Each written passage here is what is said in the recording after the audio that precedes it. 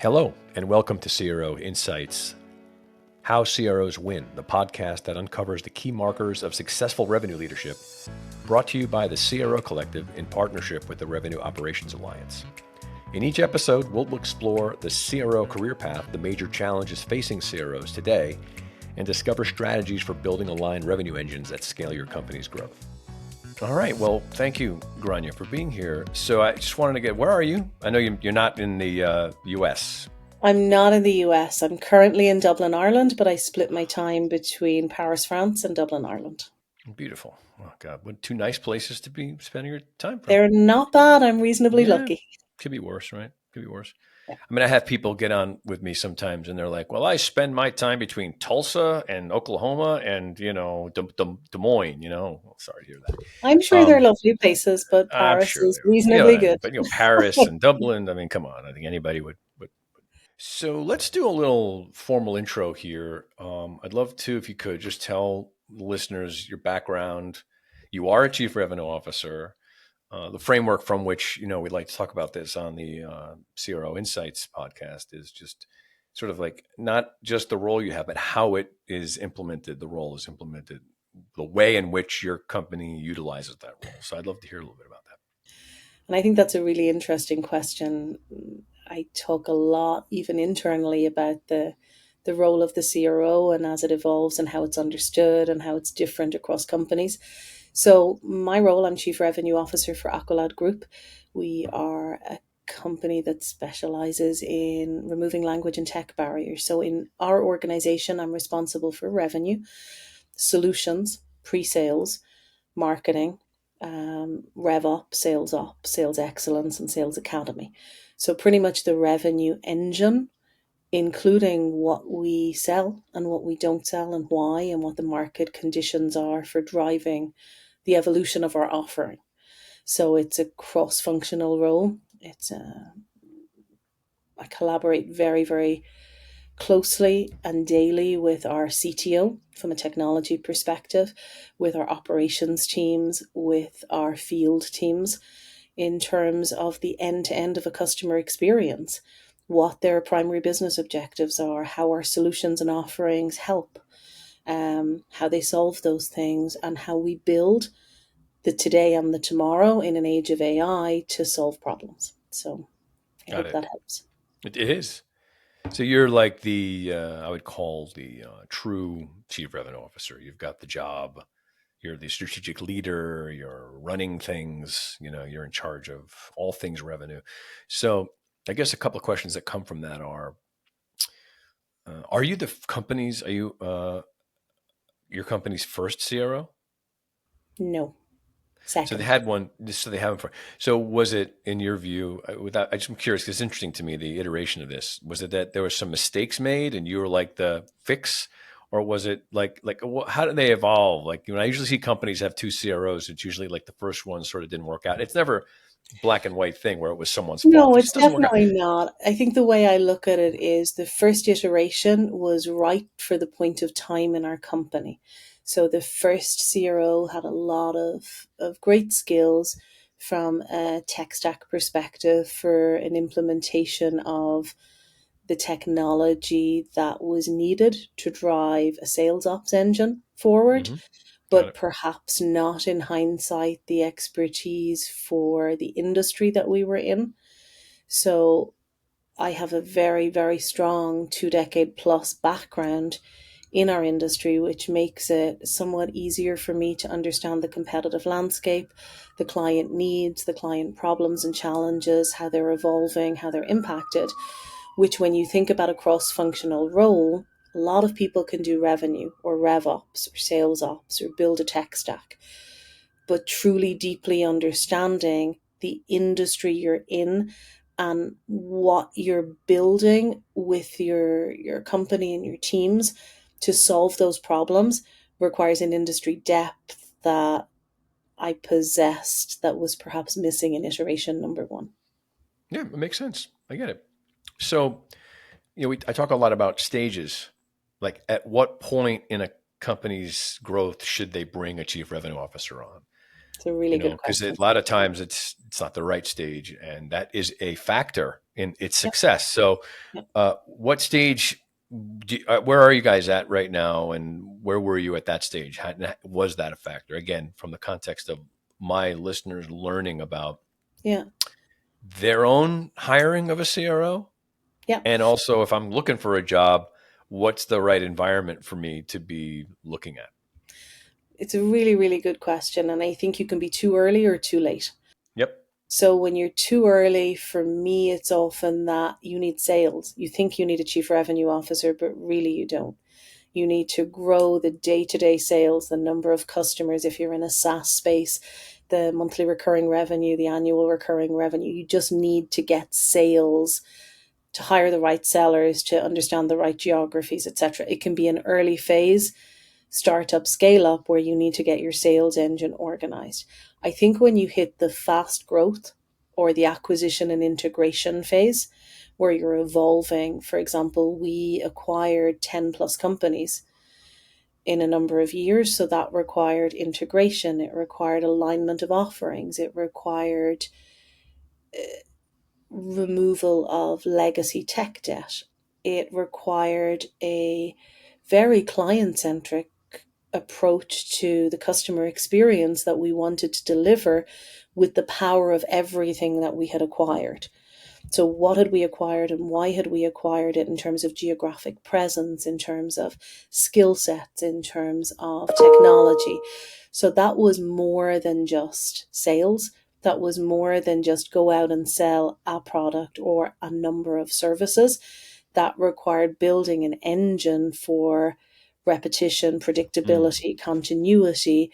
It also were private equity backed. So we moved from being a private family business to a private equity backed, growth driven engine. So that too requires a degree of predictability, a degree of maturity that the chief revenue officer helps come in and design from a how are you building the engine? What are you doing? What are you investing in? What are you divesting of? What's your go to market strategy? What's your geographic strategy? What's your SaaS versus service? All of those things that require an evolving approach to your C suite. And usually it's those things that trigger the need for a chief revenue officer. It's complexity, it's continuity, it's repeatability, predictability, and speed. It's usually speed. Get bigger faster, cope with industry change and disruption, Yeah. competitive forces. We are obviously on the same page. I guess my question then to you would be, you articulate those things very clearly. Why is it you think that companies still don't do that? I think the role of the chief revenue officer is still reasonably misunderstood. So I hear even senior leaders in certain sectors talk about a chief sales officer and a chief revenue officer interchangeably. They are not the same thing. Hmm. I see the the the breadth of things that a chief revenue officer needs to handle, from data driven decisions to technology stack to sales processes to org to pre-sales, marketing, positioning, all of the things.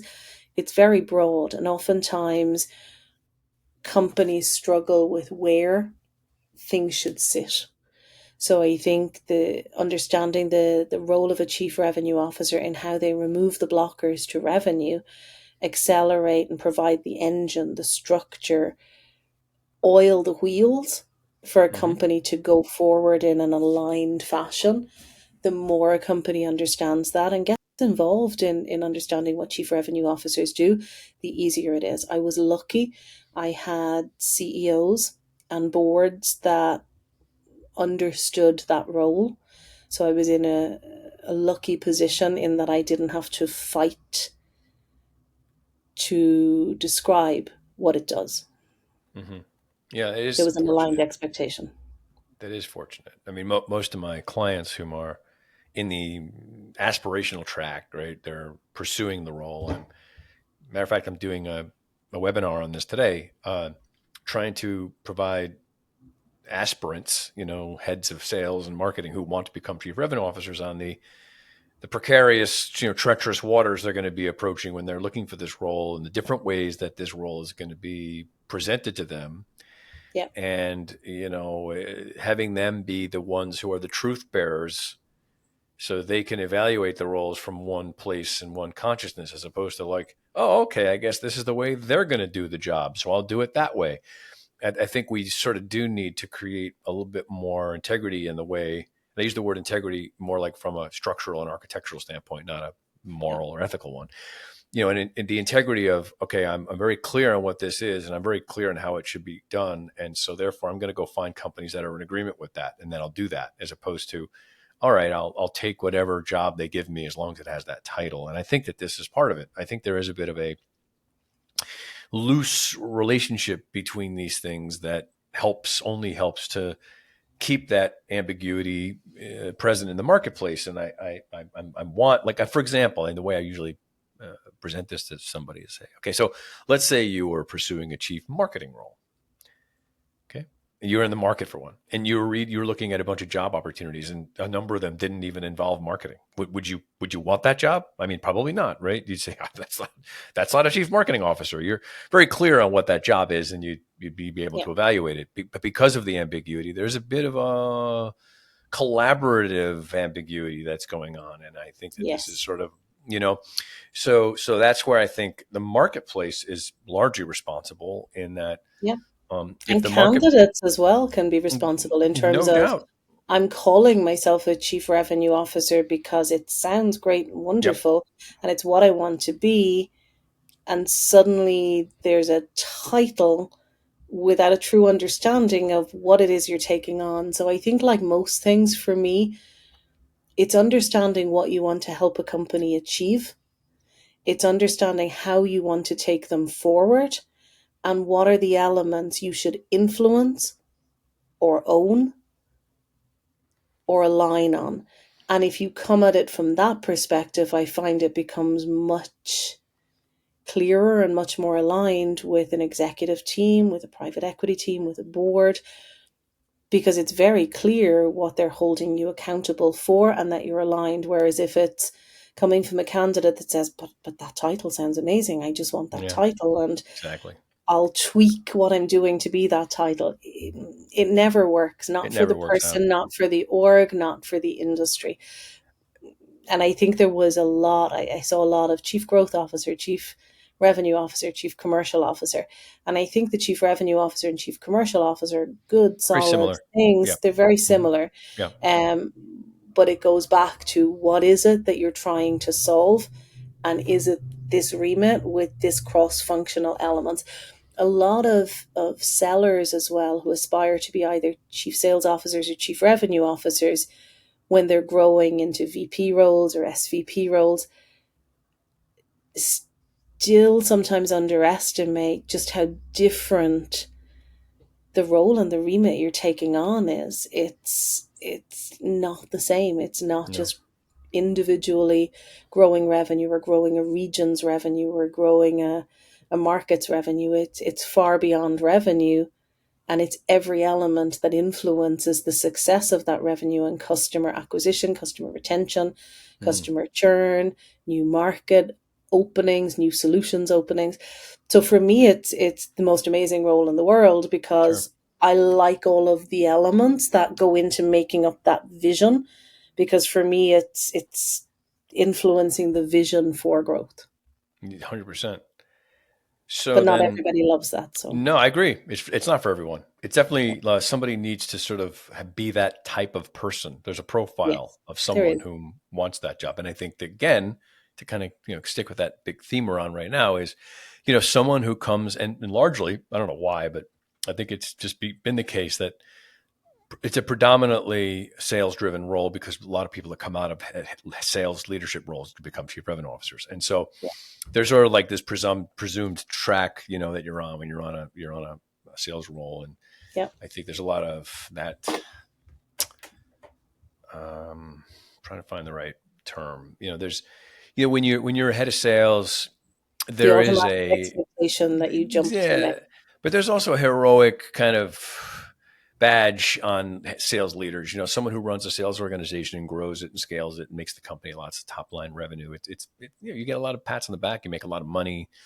Yeah. There's a lot of media that's associated with that type of stuff. I mean, people don't talk about operational excellence in the magazines. They talk about, how much money the company made last month, And so there's just a lot more focus on that stuff, and it attracts more attention. It's rewarded. It's compensated. It's incentivized for good reasons.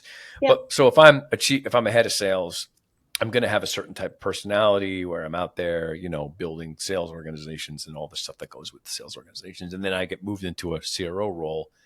Naturally, those skill sets are going to become the predominant skill sets I'm going to execute in that role. And it's going to just kind of naturally become very much a sales driven role. So Yeah. it's the profile of the person that needs to also be rethought. So that question could lead to the next question, which is, what do you think, given now your knowledge of this, what is the optimal profile for a chief revenue officer in the way you and I define one? I think you definitely need that revenue passion. You need the sales track in your past in terms of growing regions and growing revenue, but you need more than that. You need the passionate unblocking of things along that career path, whether that was the cross-functional collaboration with technology because a product needed to be tweaked and you saw it from a market perspective in terms of how this could unlock more revenue or grease the wheels to be faster. So you need that, at least in our industry, the tech passion and the tech understanding and the ability to collaborate well with what the market needs and what your technical CTO organization is building, that ability to ideate and have that. You need financial passion in terms of seeing and building what the ideal revenue profile for a company is in terms of segmentation, in terms of market, geography, solution services. It's almost like a holistic ability to go, here are all the ingredients that make up this amazing jigsaw picture on the box. That jigsaw picture is going to be our future. This is how we build it. This is how we evolve. So I think understanding the go-to-market strategy, again, customer-centric, coming from the customer side of things, the ability to engage with field sales teams and to have them respect you because you've come from that space, you understand, having built parts of it. So I do think a revenue background is important, but also the ability to have conversations with your CFO in terms of the financial elements of an organization and how you're pricing and how you're tweaking things so that the profitability, the operational excellence can happen, the EBITDA can be realized, and your shareholders are delighted, not only top line, but top line enabling bottom line. The ability to be a strong partner in crime for your CEO and the C-suite that you're a part of, the colleagues that you cross-functionally align with, because every jigsaw piece in that C-suite makes up the success of your company. So it's not a standalone hero role for me. It's a vision, execution, alignment role for where the company is going and how we get there and how we remove blockers. Yeah, so that's a very unique talent stack. That's a lot of things. It is. There aren't a lot of people who have all those things. It's not like you're going to go throw a rock into the street and hit a lot of people in the head that know that stuff. I mean, I could probably hit a lot of salespeople in the head. You can find them though. I mean, I agree and I disagree, probably in reasonably equal measure. Are you being We've humble all and being modest right now, or no, no, I hadn't thought about what I'm being right now. I guess my take is 50-50. So we've all come across people in our career that we've helped build or support as leaders who may have been, how shall I phrase this delicately, an absolute pain in the ass. Yeah, for sure. And the absolute pain I'm in one the of them. ass, Yeah. me So too. yeah. But there's a difference between being a productive contributor, challenger. 100%. Yeah. And I think when we see those type of peoples in revenue orgs, in finance orgs, in Yeah. field orgs, Yeah. they tend to have the characteristics that will have a vision, Yeah. that will influence people, even if they're not initially in a position of leadership, and that can get things done and bring them all together. So I'm not saying it's easy. Don't get me wrong. It is not. It's not easy to find the right profile with the right skills and then add the industry that you're in, the talent in that adds an extra something. But I think if we're building profiles, you can see what is or is not conducive to cross-functional collaboration, to For sure. influence, There's to no doubt you leadership, can to getting things happening. identify a DNA or a Yes, sort of character straight stack yes, that, there's no doubt. And I'm in agreement with you. I'm asking the question somewhat provocatively because I yeah. do see one of the problems which my clients have is it's both the ambiguity they have, their own misperceptions, which is a big problem. They're And then just not how to hiring select properly. the right person who will get E- things done. Exactly. And so sometimes I think that the default is, well, I'm never going to find anybody that can do all that. So I'm just going to get someone that can do this. There is a sort of I'll settle for this sort of thing. I don't know if it's actually articulated that way, but it just ends up happening. Sometimes Yep. it's a fear thing as well. I can see it, and it goes back to the first question in my head that you asked, which is at what point Yeah. is the right time to hire a CRO? Oftentimes, the right point comes down to a founder, starter, scale up person reaching a point where maybe they've got a more professional Hmm. executive team, leadership team, maybe they've got outside funding. And that brings fear Yep. because that CEO has sweated blood and tears to build a vision and a company that was his or hers to a certain point. Relinquishing some control is oftentimes why the first CRO may not work, and understanding what the partnership and trusting that somebody, A, through skin in the game, B, through connection and alignment, wants the same thing as you for the next phase of your journey, whether that's to grow, to build, to exit, to whatever that is at the phase of your journey that it is. I think that trust and that fear is sometimes what makes it hard. And I think there's a third element. We talked about the skill sets and finding the right person. I think there's also a cultural alignment and sometimes a personal alignment. Can we work together?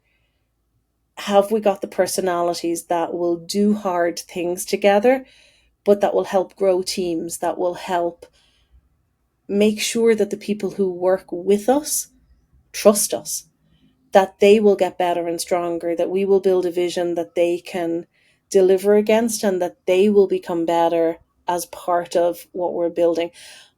That bit is the harder bit. I think the finding the alignment, the trust, that's not easy, especially when you don't know people. And then can you have fun doing it? Most executive leaders do not have in fact, I don't know any that have a normal 9 to 5 existence. They work phenomenally hard, just like the teams they work with. But finding people you can do that with and trust and that will be there in hard times and figure it out with you or for you or you for them, but also you can laugh and you can find the enjoyment in the next phase of the journey, I think can sometimes be underestimated as well, because it's a It's tense time building a company to the next phase. 100%. I do. I think you make such an excellent point when I talk about a bit, which is that at the end of the day, this is people we're talking about. Yes. It's not a machine you're going to work for, and it's run by people whom, like all of us, have our own version of, fraud, syndrome, imposter syndrome. And, um, they're brilliant people who've taken something a little bit maybe further than they expected. And, then I Yeah. wanted to go further. And Yeah. I'm about to hand the keys over to this person who has all these skills. And, there's so much on this. It's aside from the character stack and talent stack and skills stack and competency stack, which is one thing.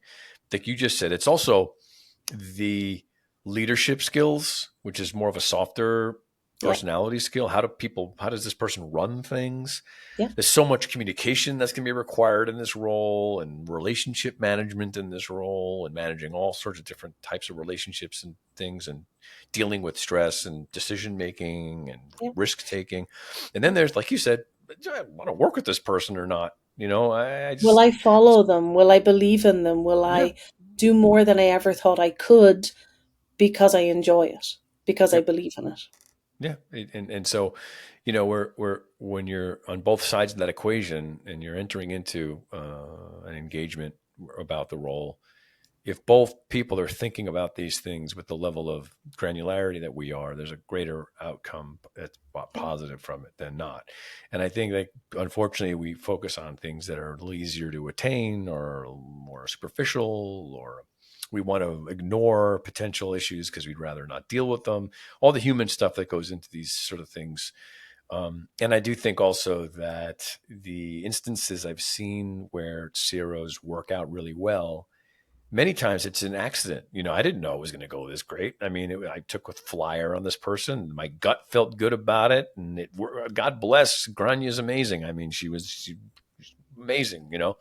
And for me to like trying to reverse engineer my process is like, I don't know. I liked her. She was really smart and she got it. And she had certain things that I thought worked, and it worked out. And so I don't know if there is a sort of a playbook, but there's definitely a checkbook, of sorts, right? Like if you were to maybe think about that, like what would be if you're hiring a chief revenue officer and you're at that stage that you and I agree you're at this sort of operational inflection point. Da, da, da, da. What might be ways that you'd say, all right, what are the things I know are must haves for me to consider this person? I think strength of character and ability to lead is key. How have they Mm-hmm. led other people? How have other people reacted to their leadership? Have they achieved things in prior roles that were hard in a positive way, without breaking teams, without breaking relationships, in a positive can do growth fashion? So how they built other leaders, how they did all of that achievement in terms of the nuance of leadership, the nuance of leaders. What would those leaders say about their path working with that person? What did they achieve together? How did they achieve it together? How did they challenge teams to be better? What new initiatives, processes, automation, solutions, revenue streams? What did they do that they never thought they could in those prior roles? I think that's one good indicator, how people react and what they built together. I think examples of challenges that were presented to them through their careers and how they took those on, or examples of challenges that weren't presented to them that they saw in companies, that even though they weren't in a leadership role, they took the bull by the horns and decided, ooh, that needs fixing. I don't need the title. I don't need the praise. I don't need the ego pat on the back to fix it. Why? Because my personality is to build, drive, succeed, and help those around me do the same. They tend to be natural leaders who gravitate towards unblocking things for company success. And I Mm-hmm. think if you have conversations with people who have that, it tends to be a good indicator of what they can do no matter what they're asked to achieve next. Then there are pragmatic things in terms of knowledge and skill sets around sales ops, rev ops, forecasting, predictability, all of the checks and boxes that are not soft, that are meaningful, what processes they've put in place, how they've rolled out sales talent approaches in terms of growing whatever it is they were growing at a stage in their career. So I think those things are indicative of, do they succeed? Do they find the problem? Do they remove the problem? Do they help people grow as well as the company grow? Got it. Really good stuff. So I'm curious about something. I want to switch gears a bit to your situation because I want to understand a little bit. So you mentioned C-suite. Is there a Yes. CMO at your company, There's not a CMO, there's a director of global marketing who's and they phenomenal. report into you? Yes.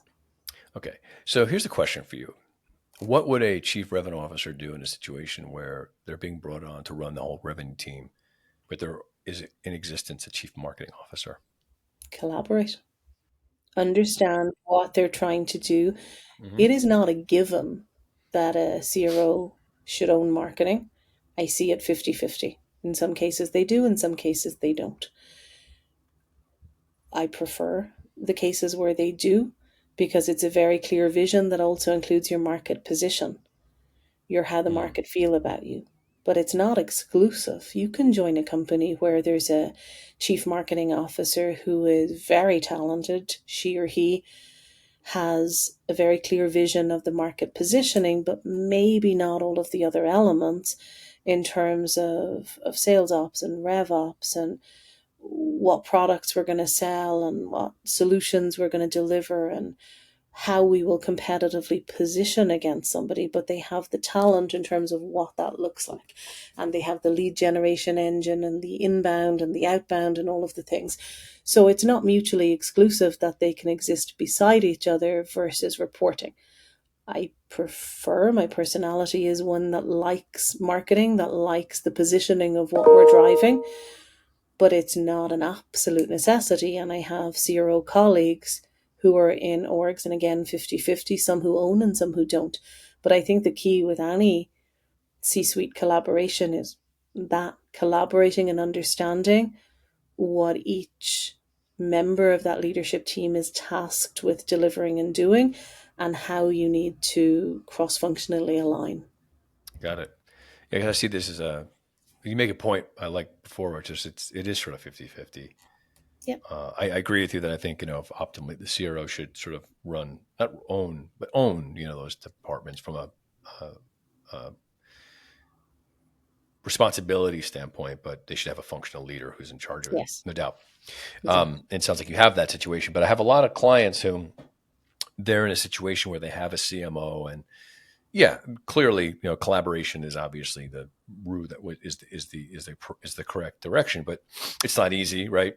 Sometimes the CMO is getting a direction from the board or the CEO to make marketing decisions that are not in line with what the CRO wants to have happen from a cross-functional standpoint. And having those discussions can be difficult. I think the MQL and all that stuff, it's sort of kind of become a bit of a ghost. And I think marketing is going through a big shift in the B2B space right now because of this. And it's an interesting, I asked the question mainly because it just comes up so often.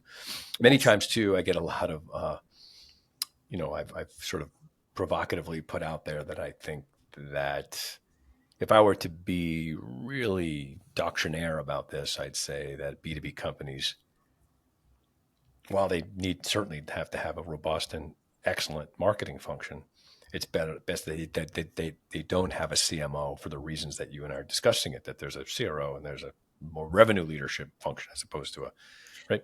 And it would solve certain problems from that standpoint because it would be a little bit more of like an integrated leadership And I think what you do mandate. need in cases like that is you need phenomenally talented marketing leadership Yep. who truly understand the depth of marketing, of lead gen, demand gen, conversion, as well as all of the marketing tech stacks that go into it, the alignment with the sales tech stacks, the positioning, the product marketing, the corporate marketing. There's so much that goes into marketing that you talk about misunderstood roles. I think it's another one that is often For sure. understood in different ways depending on an executive team's direct experience with it, Hmm. because it's detailed. It's no longer just, as you say, the MQL is dead. It's so much more than that. It's Oh so my much God. more Yeah, complicated, and it's a phenomenal area. it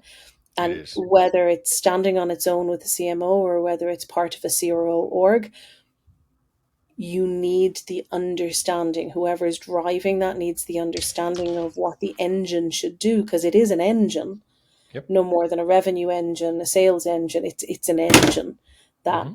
I think is important to understand and align so that everybody knows what they should and shouldn't expect and what their role in it is. Yep. Agreed. Well, great. So I just want some final thoughts as we get close to the time here. Um, what's next? Like when you think about your role and it evolves and your company becomes more complicated and bigger, do you see the CRO role? what sort of changes does the CRO role need to take as the company gets larger and larger? And when is it time for like a, software upgrade or a overhaul of the way the role is defined? Because it can't stay the same. It's an interesting role in that it sort of evolves. But I'm curious what your thoughts are on that. So I think revenue growth, and a company reaches a point that the smoothness and predictability of revenue delivery has few, if any, issues, you've achieved nirvana.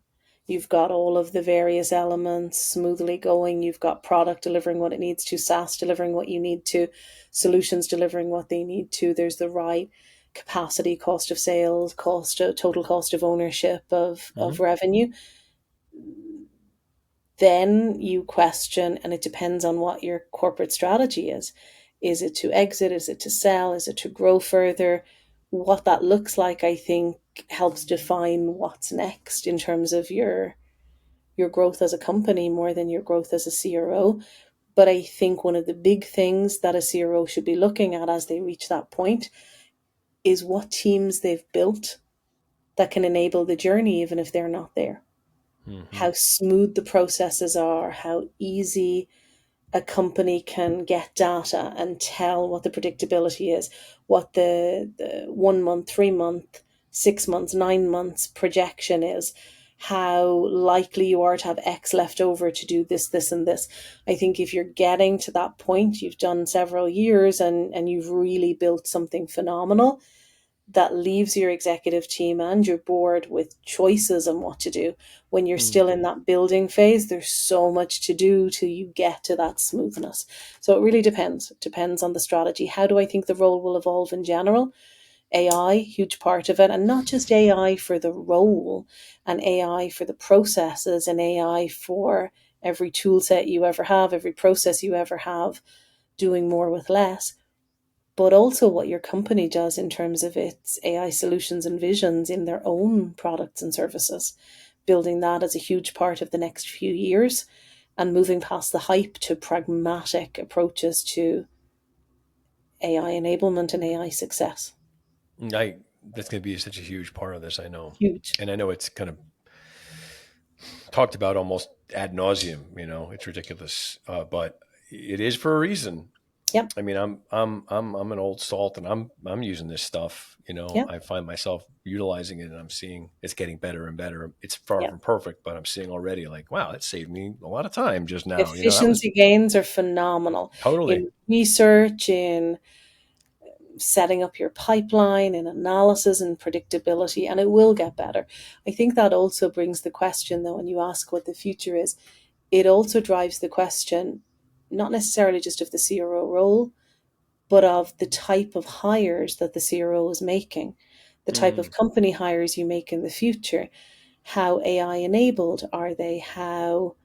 What does that look like in terms of skill set changes for the sales team, the field sales team, for sales ops and rev ops, for solutions? Does that change the talent profile, the skill profile? And I think that's going to change more so than the CRO, but your CRO also needs to be very passionate about technology and next phase enablement and AI enablement. Otherwise, I think any company without that in its senior leadership team will struggle. Yeah, agreed. Really great. Well, look, thank you. I have a follow up, one little last question I'd like to ask, and that is, Sure. so you're really good at this job. You're obviously an expert. You do great. You got a nice profile, and you're working in a great situation where all your skills are being utilized. If you were in a situation where you didn't have to work anymore, what would you do? Oof. I find it hard to imagine a situation where I wouldn't want to work. There's a difference Okay. between not having to You'd be and able to pick whatever you want, though. you can pick the fun consult. So I definitely think the fun, helping private equity companies manage the companies that they acquire to get to the phase of, oh crap, I don't know how to engage with my board. Oh crap, I don't know how to prepare appropriately for the next phase of my company's development. So sitting in between that board and company and helping those companies get to maturity get to that next phase of growth and comfort in terms of how they engage. That's a huge passion.